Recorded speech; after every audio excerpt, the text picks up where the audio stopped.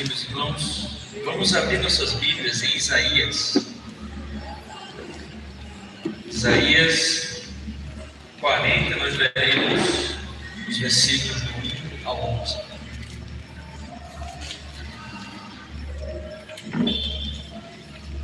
Isaías 40, verso 11.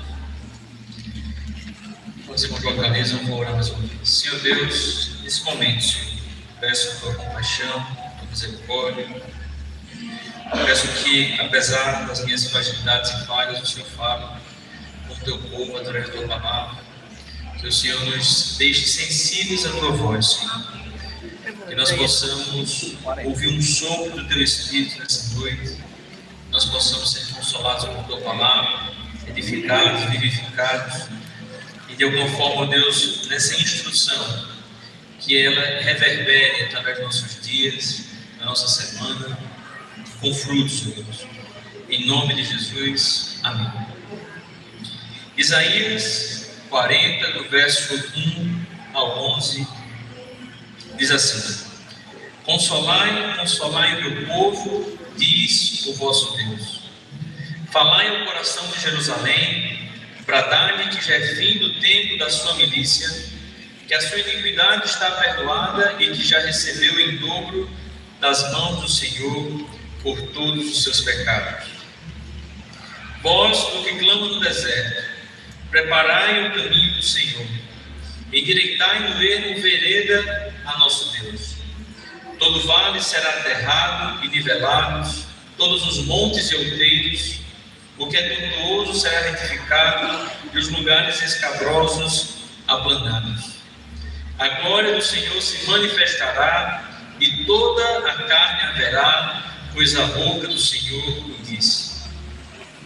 Uma voz diz clama, e alguém pergunta o que é clamar. Toda carne é erva, e toda a sua glória como a flor da erva. Seca-se a erva e caem as flores, soprando nelas o hálito do Senhor. Na verdade, o povo é erva. Seca-se a erva e cai a sua flor, mas a palavra do nosso Deus permanece eternamente.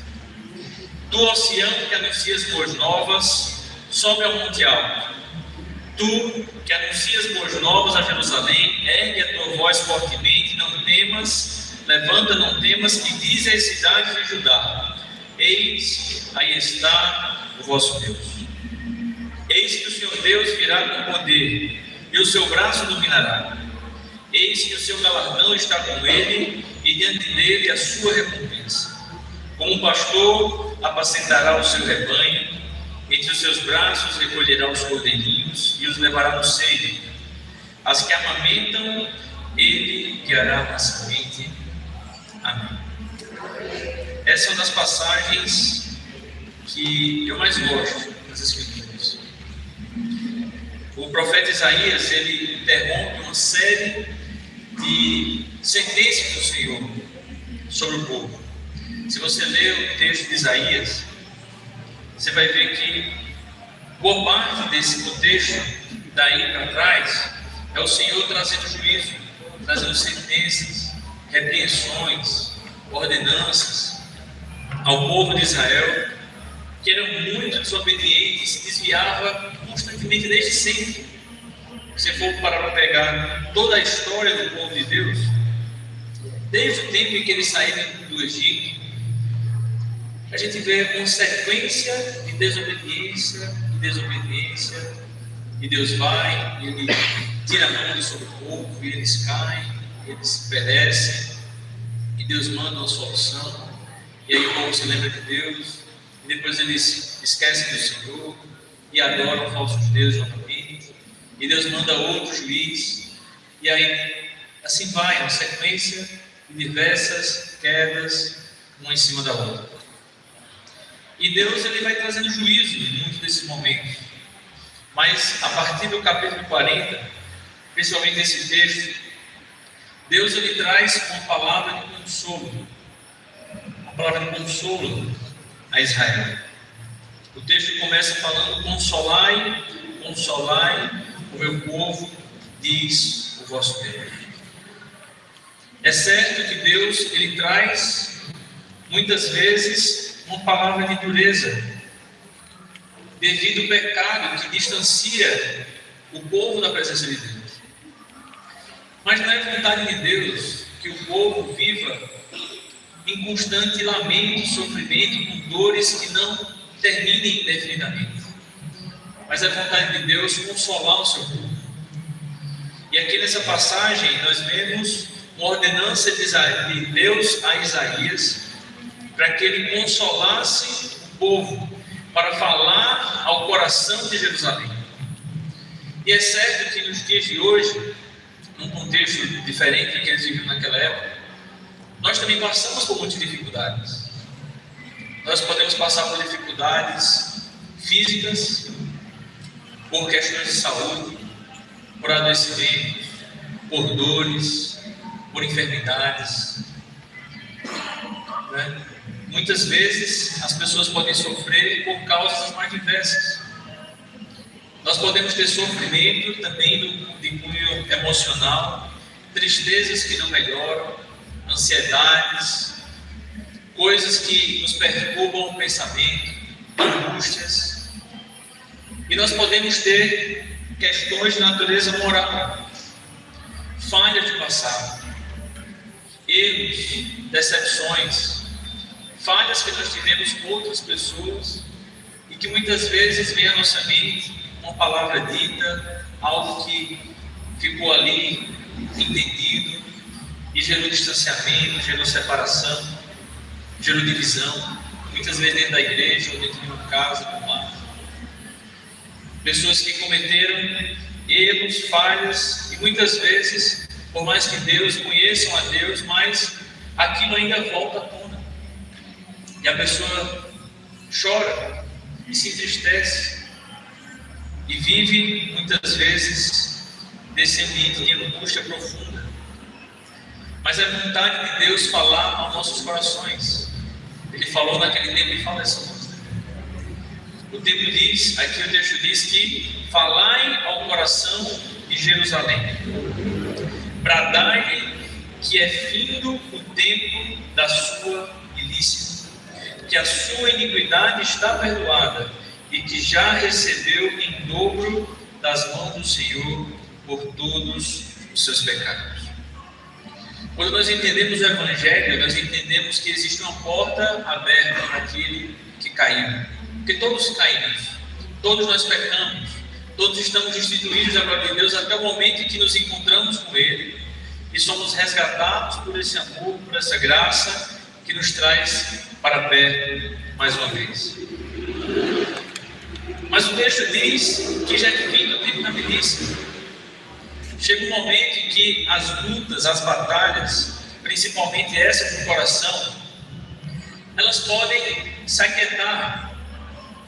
Não importa o tamanho do pecado, a graça do Senhor, quando nós nos arrependemos verdadeiramente, confessamos e deixamos, ela é grande o suficiente para pagar o preço do nosso pecado, para cancelar o esquema de dívida que estava sobre nós e para nos trazer refrigério e descanso.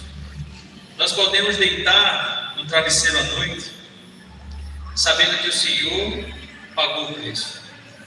O texto diz que já é fim do tempo da milícia, a iniquidade está perdoada e que já recebeu em dobro das mãos do Senhor por todos os seus pecados. O Senhor pagou, mas aqui o texto diz que Ele pagou com abundância. Ele não pagou com uma medida exata, Ele pagou em dobro. Eu creio que uma gota do sangue de Jesus, de tão precioso que é, seria suficiente. Mas não apenas uma gota, Ele se entregou por inteiro e morreu em nosso lugar, pagando o nosso escrito de dívida. E aqui no verso 5, nós temos o texto que fala justamente sobre aquele que foi o ministério de João Batista, que diz: voz do que clama no deserto, preparai o caminho do Senhor, endireitai no ermo vereda a nosso Deus. Esse foi o texto que, quando nós olhamos os evangelhos, ele Fala sobre João Batista. Ele é a voz do que clamou no deserto. Ele foi aquele que preparou o caminho, que pregou sobre arrependimento, onde as pessoas ali iam, multidões serem batizadas por João Batista. Mas algo que é interessante nessa passagem, que nós precisamos ter em mente, é que para que nós possamos de fato ter esse descanso, para que ele seja de fato duradouro, não pode ser fruto de um coração que não se endireita.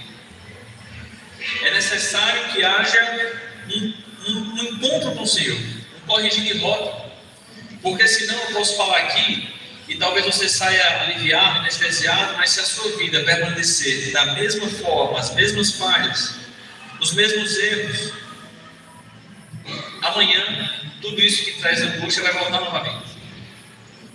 Mas o texto diz: endireitai no ermo vereda ao nosso Deus. Todo vale será aterrado e nivelados todos os montes e outeiros. O que é tortuoso será retificado e os lugares escabrosos aplanados. É necessário corrigir rotas. É necessário aplanar caminhos. É necessário, de fato, encontrando essa realidade, ter uma vida que manifeste isso. Não adianta de nada você chegar na igreja, você entender a palavra do Evangelho e não mudar em nada. Porque de fato o encontro com o Senhor muda alguma coisa em nós. Se você vem, participa do encontro como tu teve hoje, talvez pessoas se emocionaram, pessoas ali confessaram pecados, eu imagino. Vidas foram de alguma forma tocadas pelo Senhor. Mas certamente, se o caminho que essas pessoas trilham, que nós trilhamos, não passando conforme a vontade de Deus, não vai funcionar. Essa palavra vai ficar só na superfície. Vai bater o sol, vai vir o inimigo, vai vir os espinhos, a semente vai escurecer. Porque quando Jesus ele fala, ele multiplica os pães, ele fala para as pessoas, o texto diz que ele fala para os que creem nele, para os que creram nele. Se vocês permanecerem nos meus caminhos, serão meus discípulos. Então não basta um crer apenas intelectual, é necessário permanecer. A Bíblia fala, João fala que aquele que ama a Deus, isso guarda os seus mandamentos. É nisso que nós sabemos, né, que amamos ao Senhor. Então é necessário não apenas entendermos que Deus tem uma mensagem de consolo, mas que essa mensagem de consolo é atrelada a um caminhar correto para essas pessoas. Não que sejamos perfeitos, não que não podemos de alguma forma falhar, não é sobre isso, mas é sobre uma vida que busca constantemente acertar na presença do Senhor. E o texto diz, no verso 5 agora: a glória do Senhor se manifestará e toda a carne a verá, pois a boca do Senhor o disse. Uma voz diz: clama. E alguém pergunta: que hei clamado? Toda a carne é erva e toda a sua glória como a flor da erva. Seca-se a erva e caem as flores, soprando nelas o hálito do Senhor. Na verdade, o povo é erva. Seca-se a erva e cai a sua flor, mas a palavra do nosso Deus permanece eternamente. Uma forma que nós podemos ter como um caminho para que essa transformação ela seja duradoura é entender isso. Nós temos aqui a passagem dizendo que a glória do Senhor se manifestará, que toda a carne haverá, mas em contrapartida nós temos um retrato do ser humano que não é tão glorioso assim. Ele coloca o ser humano como erva, como a flor da erva, que seca, que tem uma glória, como algo que se esvai apenas com o hálito do Senhor. O texto fala sobre uma glória do Senhor que é eterna e sobre uma verdade humana, um desejo humano que é falho. As coisas que Deus proclama acontecerão, mas muitas vezes aquilo que nós planejamos ou pensamos sequer vai acontecer. Aquilo que muitas pessoas morrem sonhando, batalhando, não tem tempo, e é uma correria, e é uma luta, tudo isso se esvai como a flor da erva. Mas as coisas do nosso Deus permanecem para sempre. Amém. A palavra do Senhor é aquilo que permanece. O texto do verso 8 diz: seca-se a erva e cai a sua flor, mas a palavra do nosso Deus permanece eternamente. Então, em que nós estamos confiando nosso coração? Em que lugar nós estamos colocando o nosso entendimento? Naquilo que é nossa vaidade, do nosso entendimento, do nosso desejo, da nossa glória, que é como a flor da erva? Ou nós estamos dedicando com muita intencionalidade as coisas que manifestam a glória do Senhor, que duram para sempre? Se nós caminharmos nessa direção, se nós entendermos que nós temos a nosso alcance coisas que são eternas, talvez isso motive a forma como nós vivemos hoje.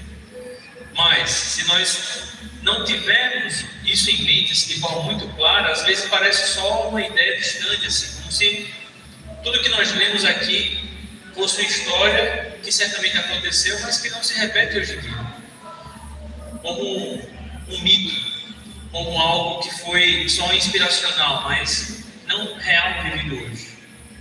E quando é assim, tudo parece mais cansativo, enfado, parece que tudo é penoso e as coisas vão caminhando, mas é luta, é só batalha, é só dificuldade, porque parece que a obra continua, mas o Deus que está na obra não. Mas é necessário entendermos que a palavra do Senhor permanece para sempre. E o texto diz: tu, ó Sião, no verso 9, que anuncias boas novas, sobe ao monte alto.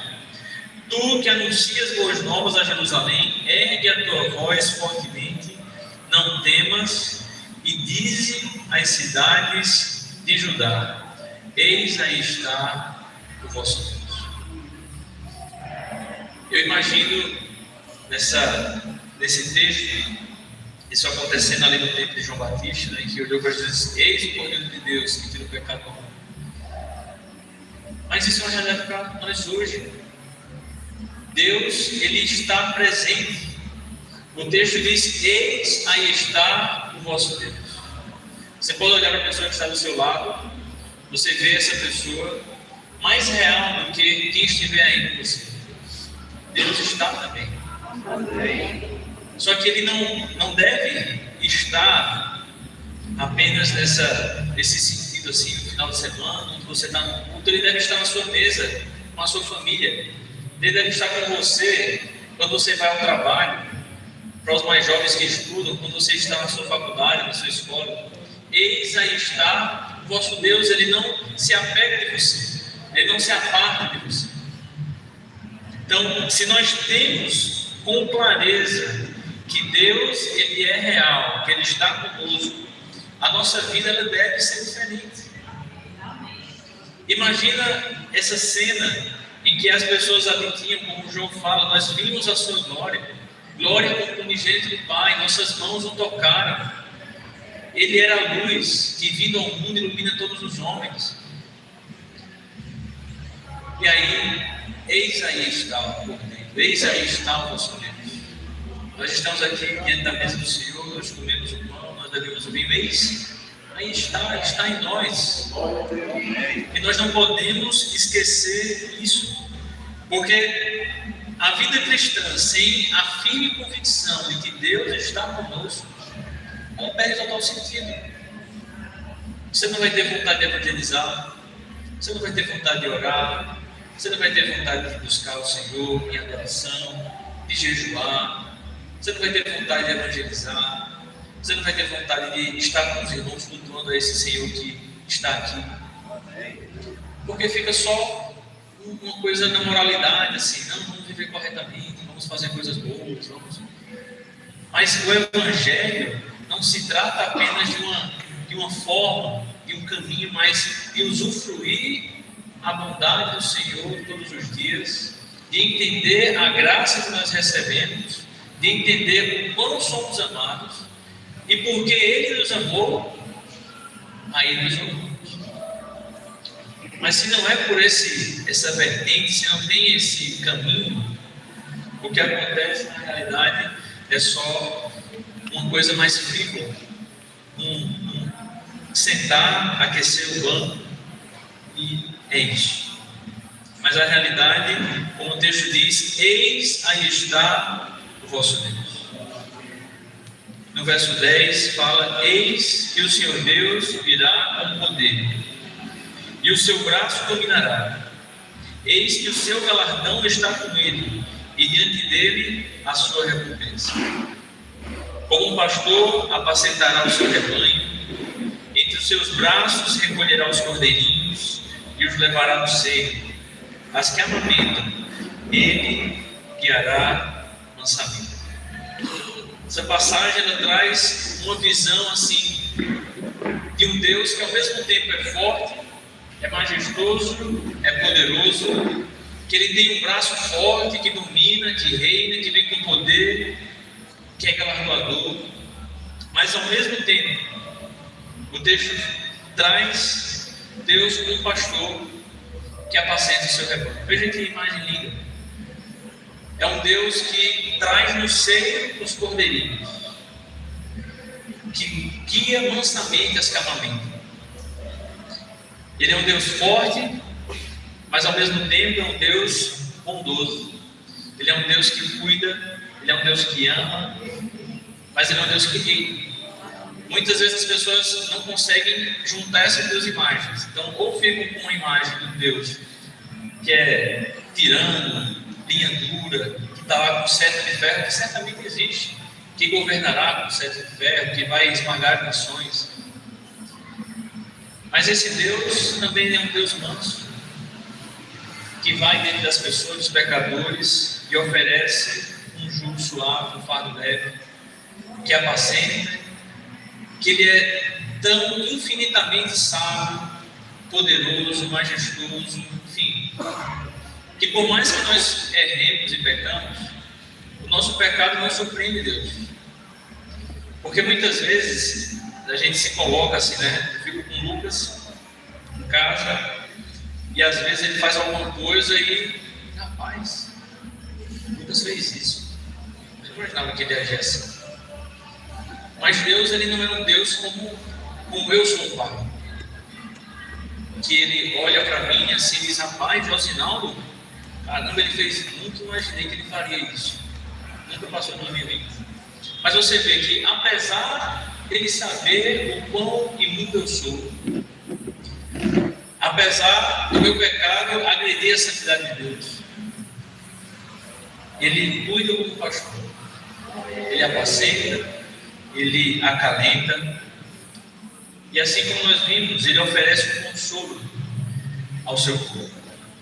E aqui o texto diz, como um pastor apacentará o seu rebanho, entre os seus braços recolherá os cordeirinhos e os levará no seu regaço ou no seu seio. As que amamentam, ele as guiará mansamente. Nós temos um Deus que é lindo, perfeito, majestoso, poderoso, que ofereceu tudo isso a nós de forma gratuita, não nos cobrou nenhum valor, de graça ele nos deu. Agora, a vida que nós levamos, ela vai manifestar aquilo em que nós cremos. O que Deus pede de nós é que nós creamos nele. Só que ao mesmo tempo esse crer, ele vai exigir muito. Não financeiramente, mas de um esvaziamento de nós, do nosso estilo de vida, do nosso ser, das nossas vaidades, dos nossos quereres, dos nossos gostos. E aí essa parte que as pessoas não querem. As pessoas querem esse consolo, sem endireitar os caminhos, como nós lemos. E um exemplo que eu tenho, que eu uso assim, muitas vezes no evangelismo para as pessoas é essa ilustração assim, de um crer que não seja apenas um crer no mundo das ideias, assim, fictício, mas um crer que gere uma ação, que reverbere através das suas atitudes. Porque se eu disser que esse copo aqui de água é veneno, certamente eu não vou beber. E se eu digo que é veneno e bebo, eu sou louco, eu sou mentiroso, porque eu deveria afastar de mim. Mas muitas vezes nós podemos dizer que cremos em Deus e a nossa vida ser como alguém que deve se copiar, dizendo que é veneno. A gente diz que crê, mas facilmente podemos viver como se não crêssemos. Então que Deus, em sua infinita misericórdia, através desse consolo que Ele oferece a nós, Ele possa fazer que venhamos a entender que existe um caminho a seguir, que não é apenas uma porta, mas é um caminho também que deve ser seguido. É um passo a passo de esvaziamento constante, porque o Senhor diz que aquele que quiser seguir deve negar-se a si mesmo, tomar a sua cruz e seguir. Porque aquele que quiser ganhar a sua vida, ele se perderá, mas aquele que perder a sua vida por amor de mim, esse achará. Vamos orar, meus irmãos. Senhor Deus, nesse momento nós queremos, ó Deus, te render graças. Nós queremos, ó Deus, te agradecer pelo teu tão grande amor, pela forma como o Senhor trata o seu povo, pelo perdão, ó Deus, que o Senhor oferece a nós, pelo teu sacrifício na cruz, que nós relembramos hoje através da ceia. Nós queremos, ó Deus, com um coração grato, nos colocarmos em tua presença, Senhor, para dizermos, ó Deus, quão grande é o Senhor, quão grande é a tua misericórdia, a tua compaixão para conosco. Mas, Senhor, que nós possamos entender que o Senhor nos oferece um caminho a seguir.